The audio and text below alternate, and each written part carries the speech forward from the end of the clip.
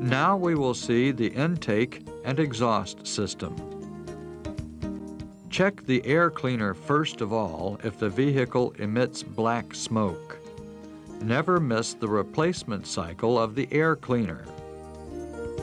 When cleaning the air cleaner, clean it, blowing out air inside to outside.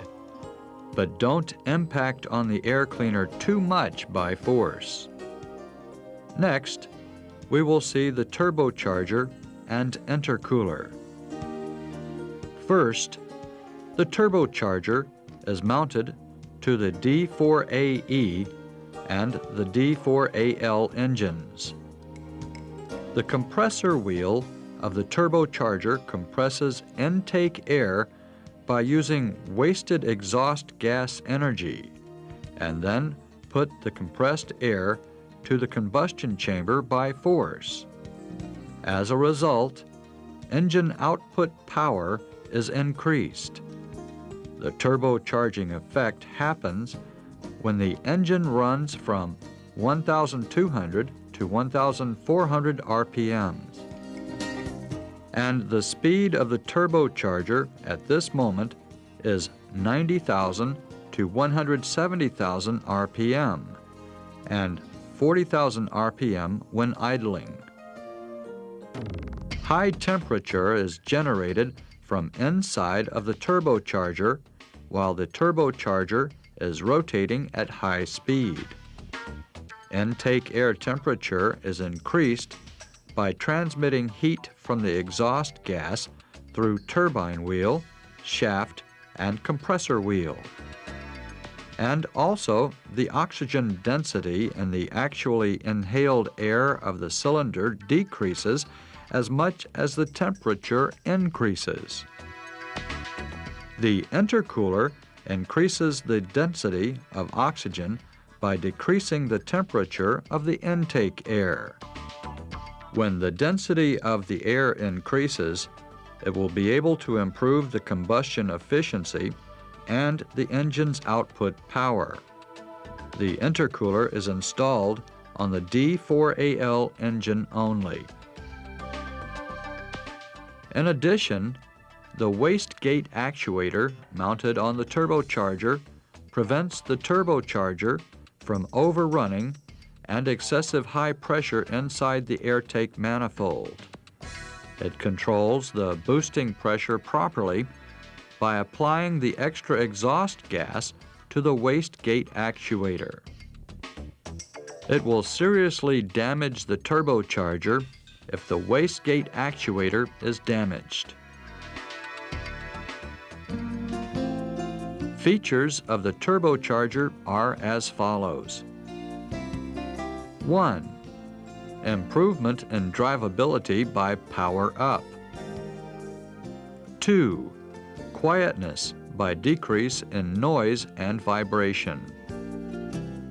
3. Improving fuel efficiency. 4. Decrease in emission gas. 5.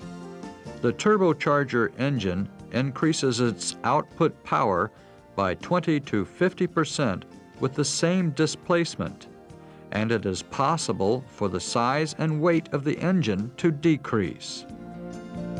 For reference, after a vehicle with a turbocharger is stopped on a hill, the output power may decrease when starting again, compared with vehicles without a turbocharger.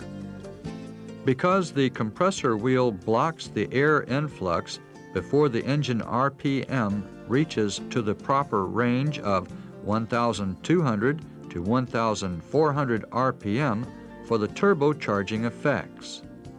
So the vehicles with the turbocharger needs to be started its engine at slightly high RPM when going up the steep hill.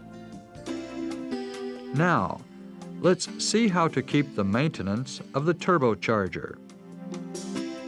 The vehicles with a turbocharger need to keep idling for 3 minutes after starting the engine, and similarly to be switched off the ignition with keeping idling for 3 minutes after driving. The turbocharger should be operated after being fully lubricated with the engine oil when starting the engine to drive. If the engine is stopped suddenly at high speed, the engine oil will not be supplied to the turbocharger rotating at high speed by the inertia. So be careful that the shortage of lubricating and cooling may cause damage to the turbocharger. Also, if foreign material is included in the engine oil due to its contamination, and if engine oil flows into the turbocharger rotating at high speed while being lubricated, it may cause the turbocharger serious damage. So closely check the oil change cycle in its workshop manual.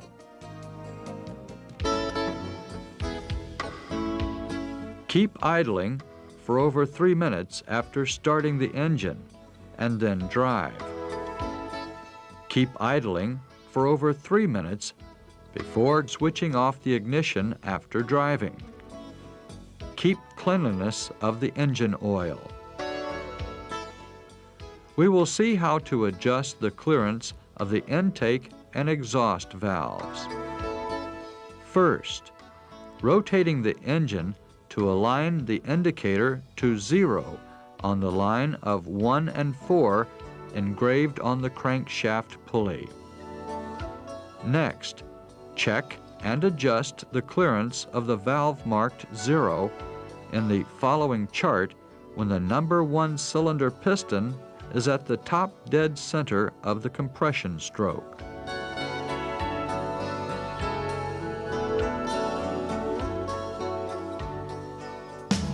The standard value of the intake exhaust valve clearance is 0.4 millimeters when cooling.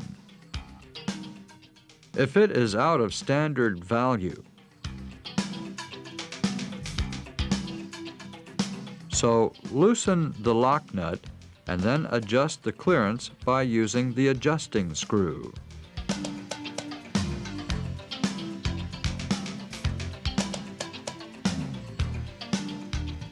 At the same time, fix the bolt with a screwdriver after adjusting, and then check the clearance with the thickness gauge after fully tightening the lock nut.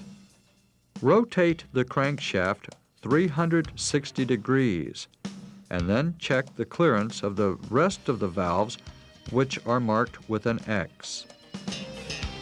For reference, if the number 4 cylinder piston is at the top dead center of the compression stroke, check and adjust the valve marked with the X at first, and then check and adjust the valve marked with 0 by rotating the crankshaft 360 degrees.